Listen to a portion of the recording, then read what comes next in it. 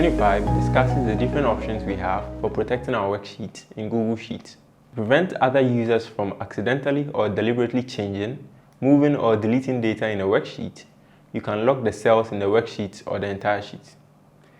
Say you own the Team Status Report worksheet, where you want team members to add data in specific cells only and not be able to modify anything else. With Worksheet Protection, you can make only certain parts of the sheet editable, and users will not be allowed to modify data in any other region in the sheet. If you own a spreadsheet, you can decide who can change ranges and sheet. If you can edit a spreadsheet, you can decide who can edit ranges and sheet, but can't take permissions away from owners. If you can view or comment on a spreadsheet, you won't be able to make any changes. To protect our sheet, we click on Data and select Protected Sheets and Ranges. We then choose whether we want to protect just a range of cells or a sheet. For the range option, the active cell will be the selected range. We therefore click on the spreadsheet icon and highlight the desired range in the spreadsheet. For the sheet option, the current sheet will be the selected sheet. We'll go ahead and choose a different sheet from the drop-down list since we want to protect a different sheet. If you want to exclude some cells, check the box next to Except certain cells. In this case, we'll leave it unchecked. Next, we'll click on Set Permissions. In the Range Editing Permissions box, we have two major options. We can show a warning when someone tries to edit the range, or restrict who can edit the range. The Show a Warning when editing this range option only shows a warning when someone attempts to make an edit.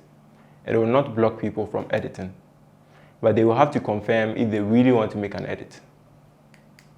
The Restrict who can edit this range options allow only the included users to edit the range or sheet.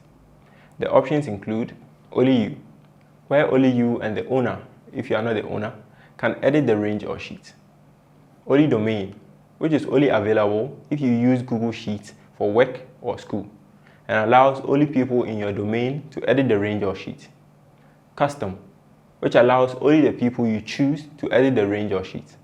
And Copy permissions from another range, which allows you to reuse the permissions you set up on a different set of cells or sheet.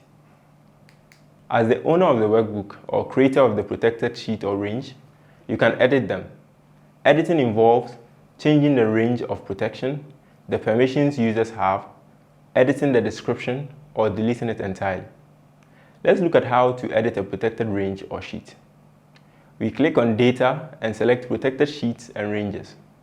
In the Protected Sheets and Ranges pane that opens on the right, we select the range or sheet we want to edit and perform the desired alterations. To change the permissions, we click on Change Permissions, make the changes and click on Done.